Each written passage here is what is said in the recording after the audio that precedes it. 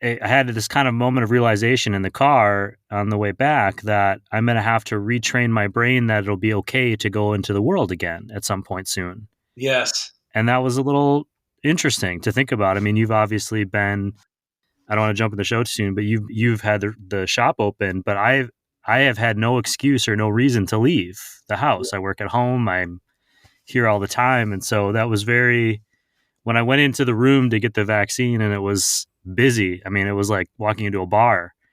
It was overwhelming. I mean, in a good way, but still like overwhelming.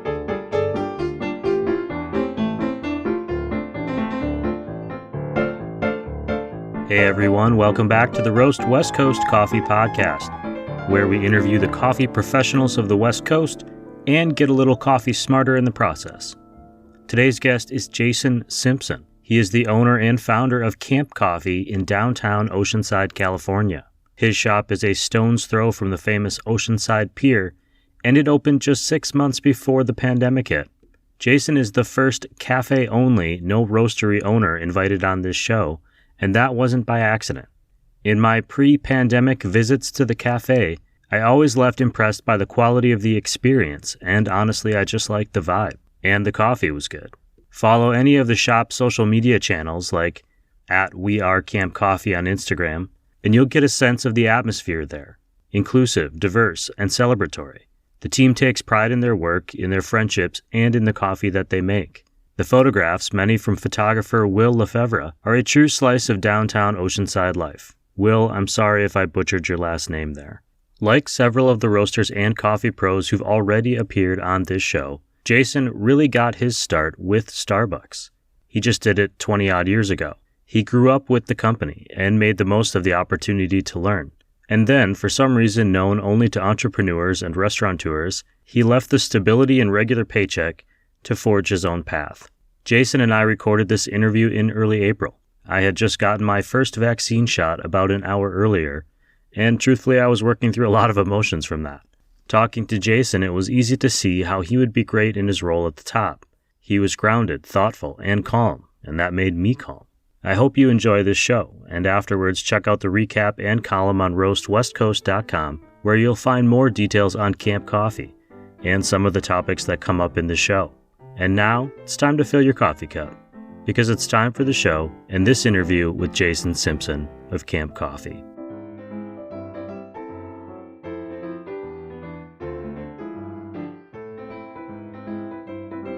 So Jason Simpson, welcome to the Roast West Coast podcast. I'm glad you're here. Thanks for taking the time. Yeah, thanks for having me. I wanted to start with just, you are the first non-coffee roaster that's a cafe owner on the show. So I've had a couple other coffee adjacent pros, but you are the first cafe owner to be in season 2. I think Alden from Cafe La Terre in Solana Beach did a quick guest appearance as the manager of a place, but you're the first, so that's kind of cool.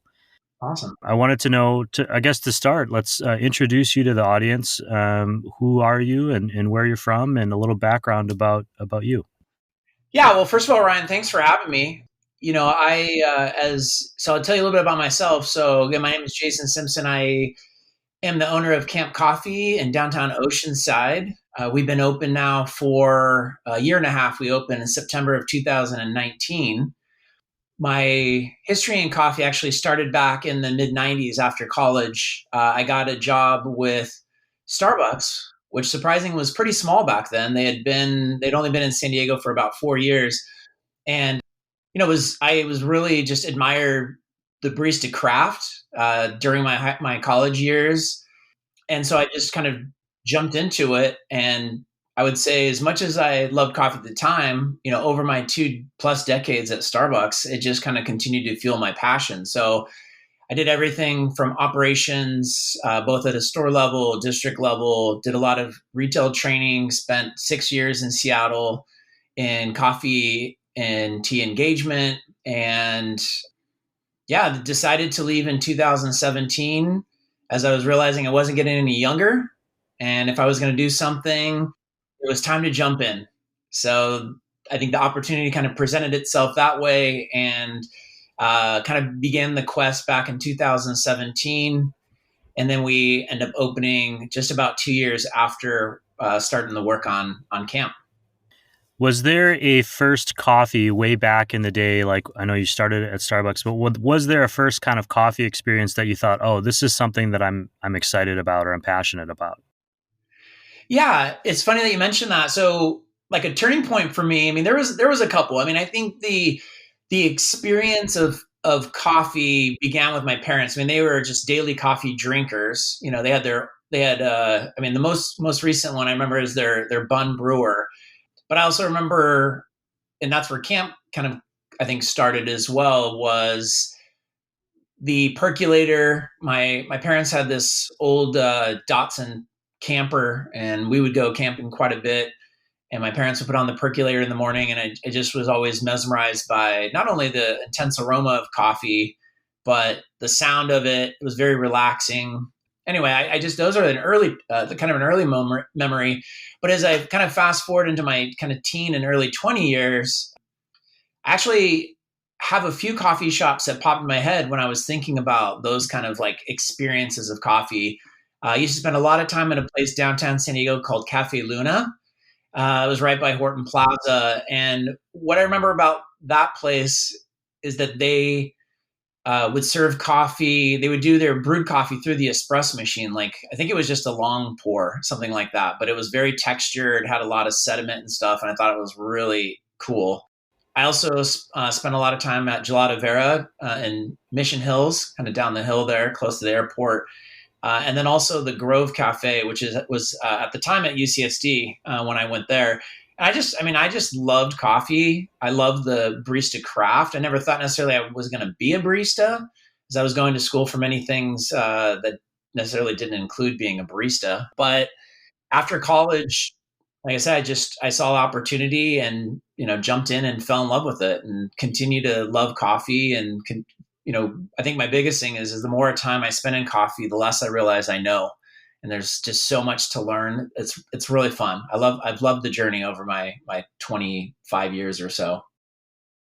Was there ever a point kind of in the early days, and I grew up in hospitality as well, and I've certainly had this, where you thought, okay, well, I'm a barista now, but I'm going to move on to a real job someday and do something else. Like, this isn't what I'm going to do, but this is what I'm doing now and I love it, but someday I'm going to Yeah. get a real job. Was there ever that kind of emotion?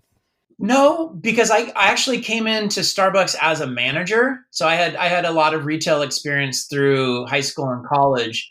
And so when I got out, I was kind of looking for the real job. And at the time, it was more like people around me couldn't believe that I was leaving this established department store I was working at the time to go work for a coffee company.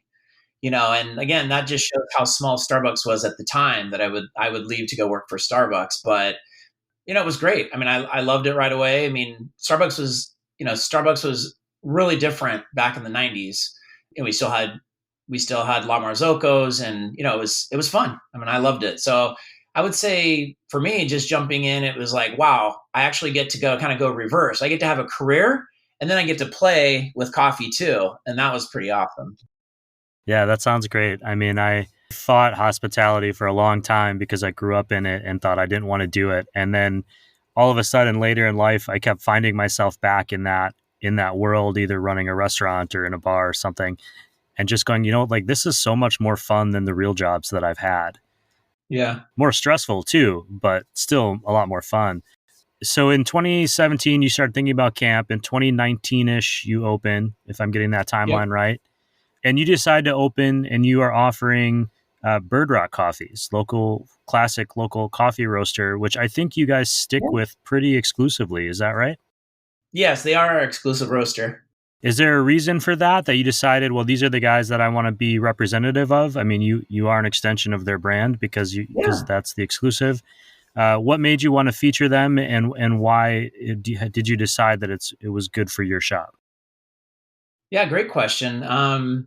So, I mean, first of all, there are a lot of coffee companies that I admire that I considered going with. And when I was when I was first considering opening, I really loved the idea of the multi roaster. That was actually initially what I wanted to do. I had this, whole idea about kind of focusing on maybe, four of my favorite like Southern California roasters. But at the end of it is I was kind of doing more work and deciding what I wanted to do, when I looked at the flavor profiles that I wanted to use, one thing I've known from Bird Rock as being a customer of theirs for many years was consistency and quality. And, I think that is why I landed with them, is they had they had been around for over 10 years at that point. And, they were local San Diego roaster. I was familiar with them. I trusted them. And the flavor notes that I was looking for were with them. And what's interesting is an extension of the brand, yes, meaning I definitely believe in their quality. Now, I do not use the same coffees that they use. For example, I don't use Monkey Bite for my espresso. I actually use their darkest coffee that they have, which is French roast, which is different. So I was looking for something that had a lot more of like middle notes, molasses, dark chocolate, not necessarily so much fruit. And so, that's why I end up going with that particular blend for that. And then we use a darker, medium dark Colombian coffee for our everyday brew. So a little bit different. I was really looking for something coming from someone who loves light roast, but also appreciates darker roast. I wanted to find something that when customers came in and they were on either the lighter side or the darker side, they could still appreciate what I had to offer. And that's really what I feel like my partnership with Bird Rock showcases. I'm just guessing here, but I think by choosing that and deciding to commit to it for a longer period of time, it would make it easier to become more consistent with your barista's skill sets as well. They get used to working with a certain coffee, and obviously every roast has its own little unique things, but if you're using kind of roughly the same roast from the same roaster, over time you would learn kind of the nuances of it a little bit better, and how to craft that coffee into a drink. Yeah, absolutely.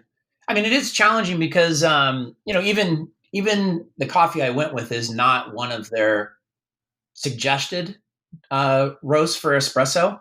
It changes the French roast, but they've done a great job working with me. But seasonality, probably in the last year and a half, we've changed the blend probably 6 times. It's pretty consistent in terms of the flavors, but like, for example, it just got updated again within the last month, and there's definitely some differences that we're having to adjust to, play with a little bit, but it's great. For myself as the owner and kind of, as a coffee drinker, I love it.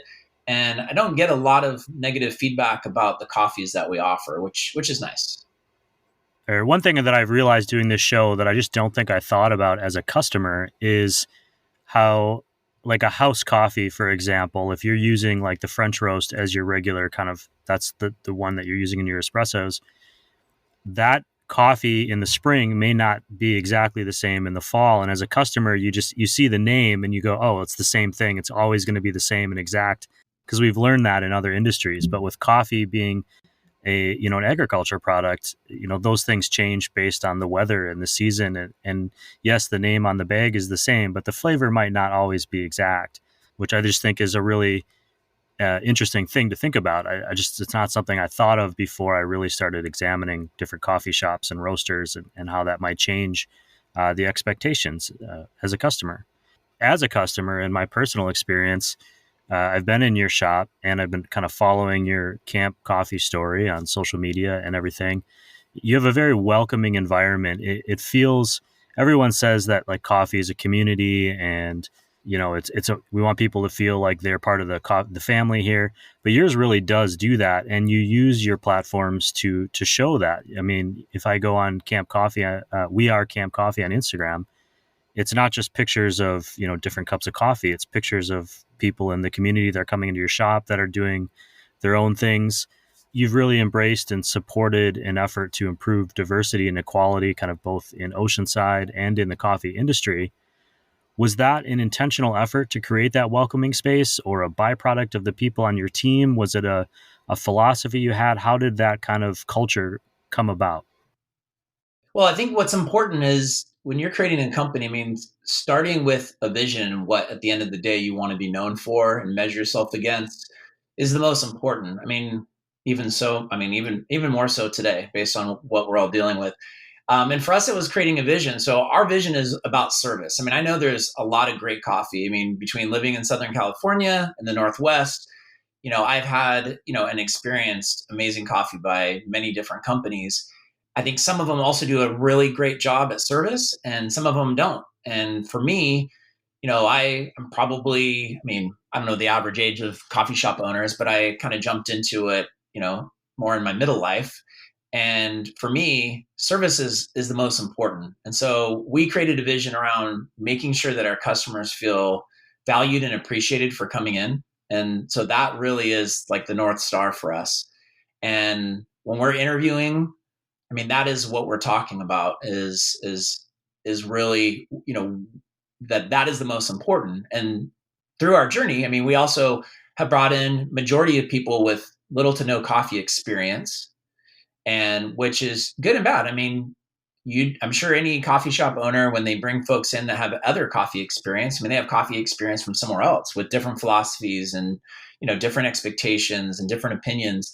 So for us, a blank slate was almost better. But back to your question is, for us, it was around the vision. So everything that we do is around that. I think the experience that you're referencing, say through social media, specifically through Instagram, Facebook, a big part of that, and shout out is to my wife. So she has a full-time job, but my wife is the mastermind behind our social media, and she pretty much does 95% of what's on there.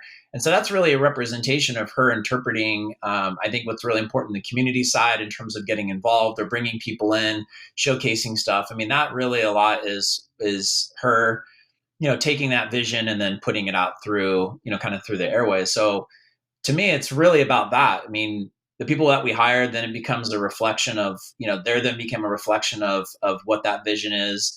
And then our, as we're showing up every day, trying to create that experience for folks. That's what it is. That's how we measure ourselves. Coffee is, you can get really great coffee in a lot of places, but I think the service piece of it is something that we all still can continue to strive and improve on. Anywhere in any industry, including coffee.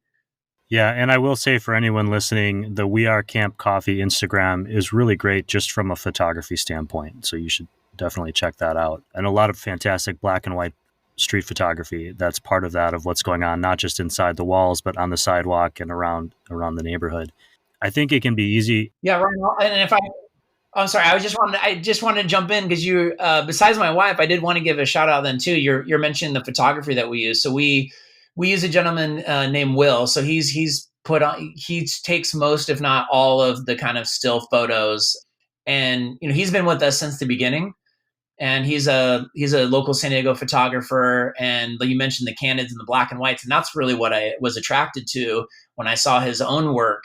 Was him capturing that in the community, both like within the shop itself, and then just as you go broader and broader out in Oceanside. And we're really happy with what we've seen. So anyway, thanks for bringing that up. I just want to make sure I acknowledged him for his work. Yeah, and I've featured some of his photos in some of my own work with the Coast News and some other places, because it's just really a really unique look at Oceanside. I think on this note, talking about social media and the community, it can be easy for businesses to take a passive voice, like with social and political issues.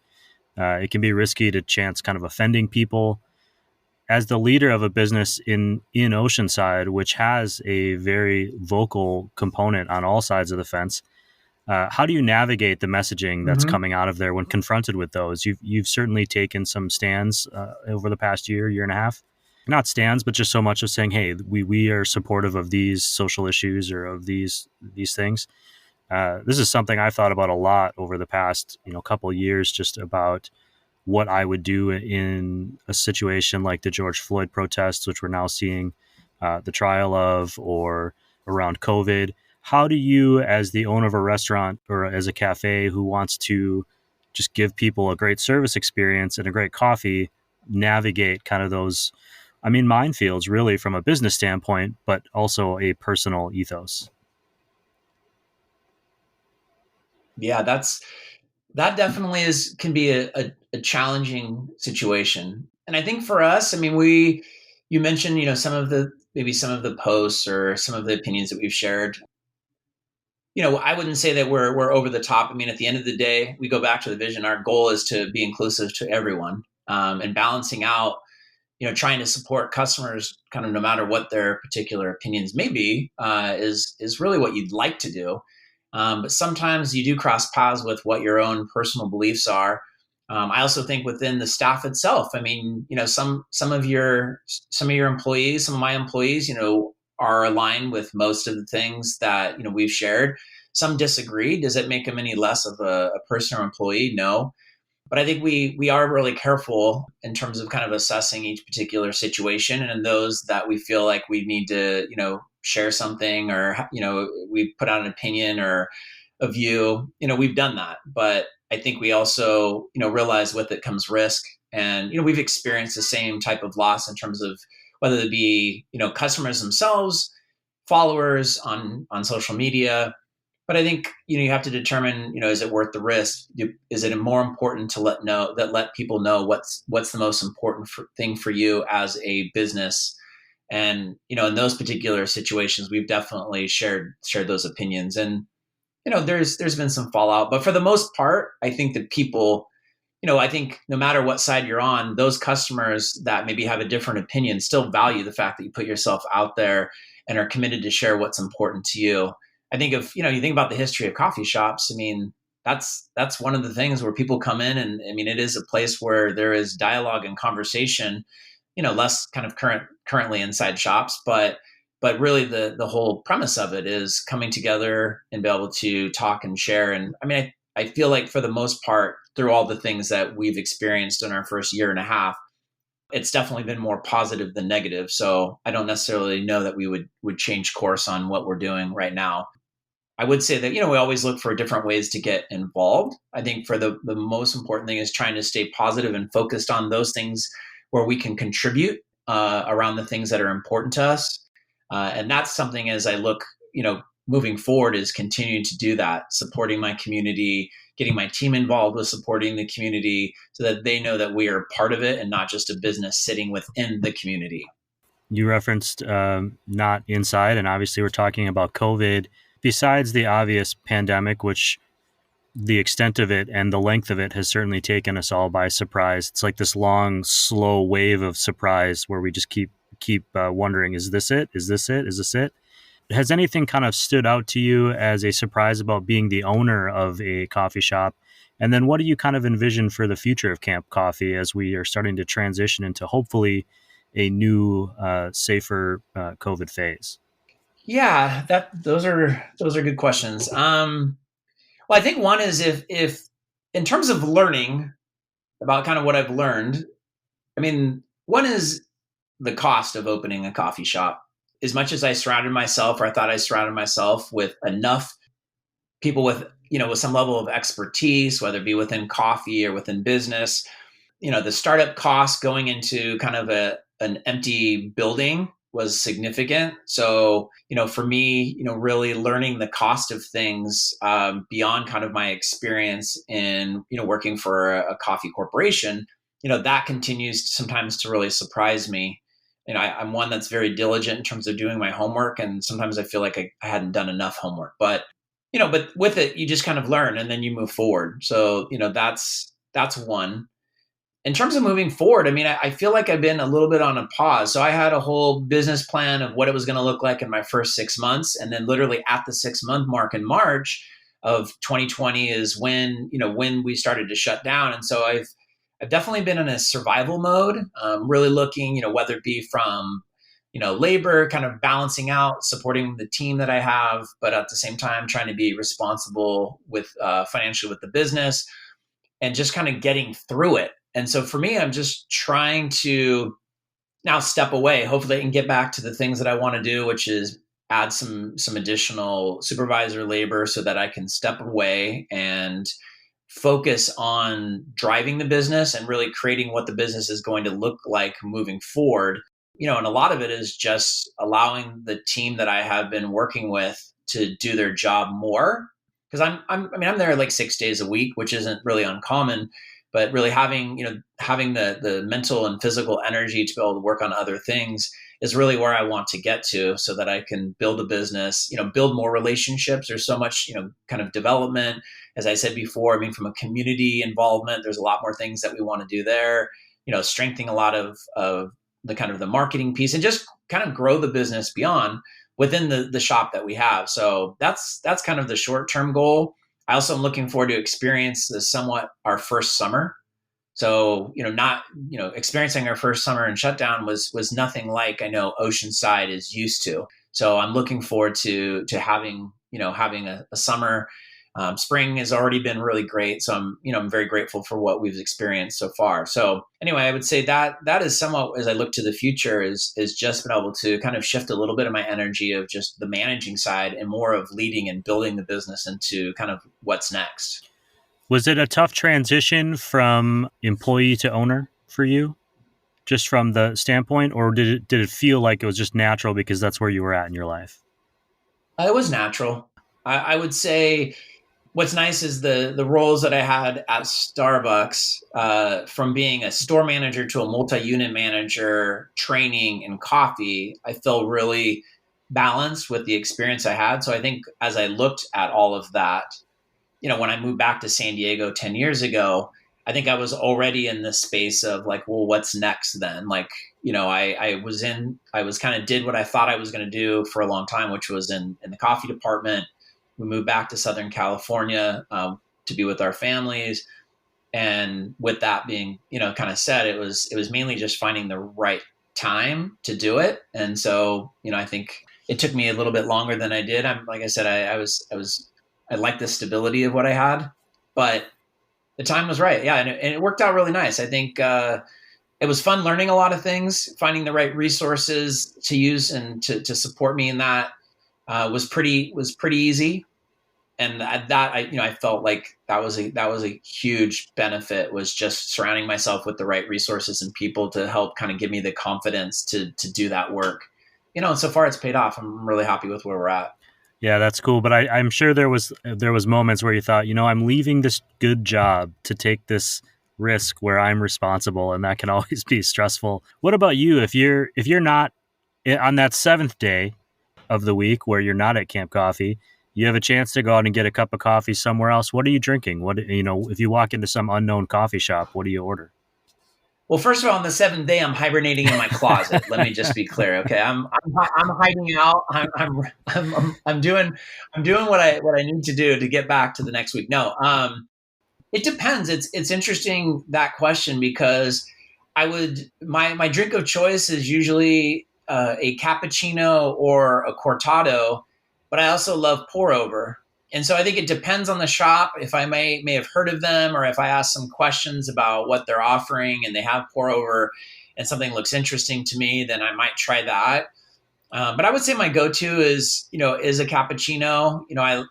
That's about the right ratio for me. So if I'm I'm looking to try something, that's kind of where I go. In some cases, like for us, we just offer batch brew.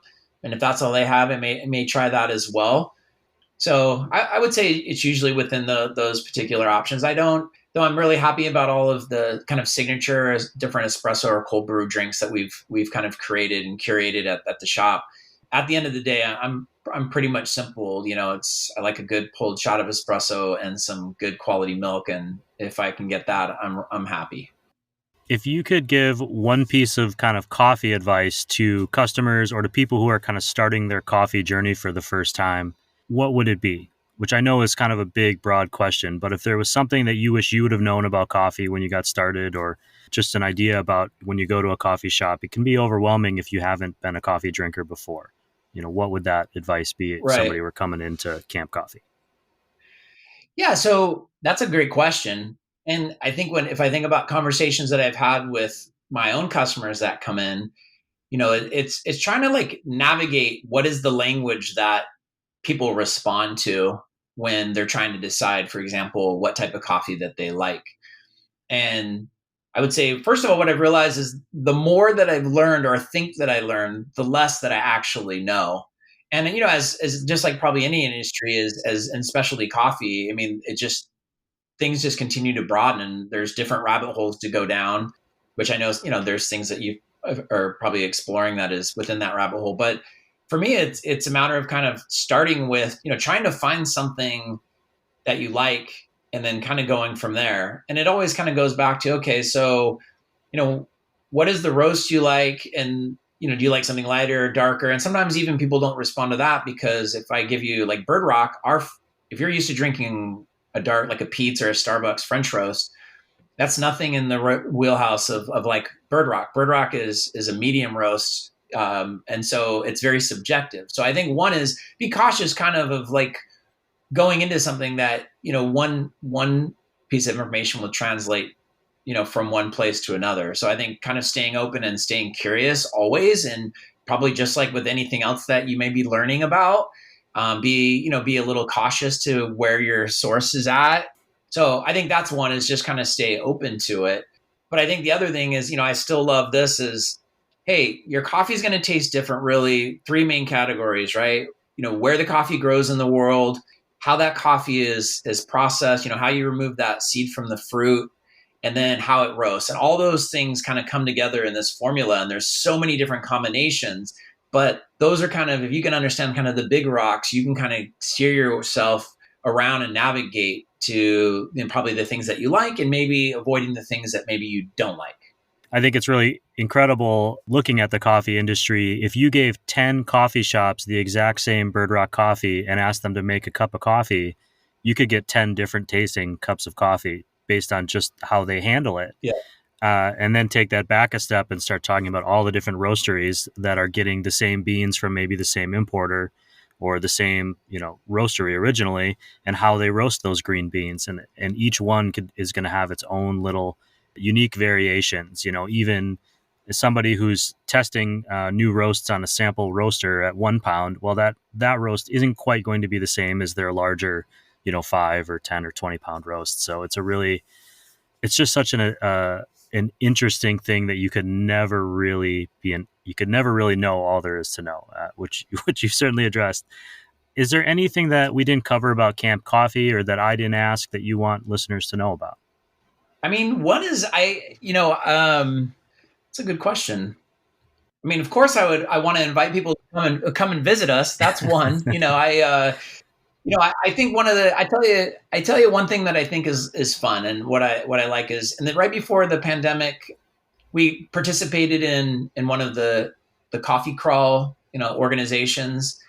And I remember how fun that was. And I remember when I was in Seattle, when people would come to visit me in Seattle, it was one of the things they wanted good coffee. And, I remember I'd always be so excited about like crafting like a little like map of where they could go and experience it. And I think that's one thing is, having people kind of step outside of, of maybe what they're, used to, and, trying different places. It's the year and a half that we've been in Oceanside, we've had coffee shops that have come, coffee shops that have gone, and more that are on their way. And each one, kind of has its own personality, both in the staff or the experience they're trying to curate, as well as the coffee. And so for me, I mean, come up to Oceanside. If you haven't been up to Oceanside or even North County, there's so many great shops to come and visit and experience and appreciate for what each one has to offer. So, I mean, I think that's one is, we continue to talk about supporting small business. And I think, getting some friends together and doing your own little coffee crawl, those things are super fun. And that's where you can literally compare and kind of contrast all in one day. And when I have friends come to visit me from Seattle, that's something that, I was doing, prior to a year ago. And it was such a good time. And I think as a business owner, kind of having the time to step away and be able to connect, with different shops and what they have to offer, to me, that's really cool. The other thing is it allows you to make connections with those other small businesses and other coffee shops. And that's actually one of the things that I'm looking forward to in the future is trying to be a part of and strengthen like the community of coffee itself, whether it be, Oceanside or North County Coastal or San Diego itself. Because I think, it's just, we are one big community anyway. And that to me is something that's really exciting. So, that I think I would just leave it at that. If you haven't been to buy to Camp Coffee, come by. My baristas will definitely help, find you something that maybe is interesting, something that's maybe different, something that's fun, and, hit a couple other shops while you're out visiting. And your location right there in the heart of Oceanside, and I'll put the address and a little map in with the show notes for anyone that's wanting to find it. Even that area is changing so much so quickly. I live 5-6 miles away, but every time I go up there, it's different, and I almost have to kind of get turned around and figure out where I am because there's a new business or a new building or a new hotel or a new something going on down there.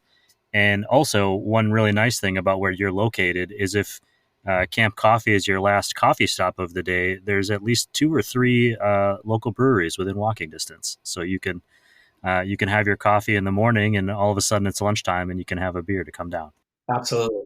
Jason, I really appreciate you taking some time to join the show today, and congratulations on surviving. I mean that very seriously. That's not as tongue-in-cheek as maybe I used to because of the pandemic, but it's a great achievement just getting open and then and doing all the things that you've done. So I certainly congratulate you on that.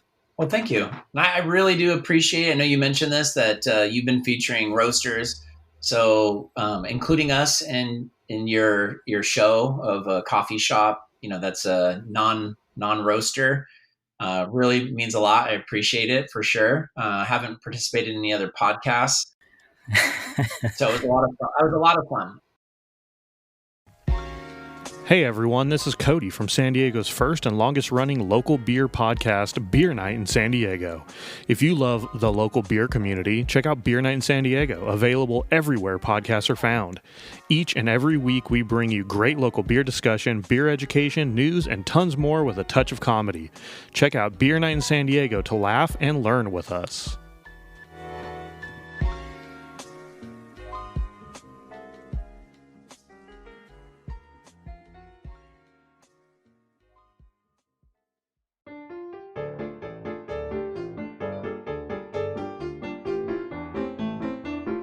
And back to the Roast West Coast Coffee Podcast.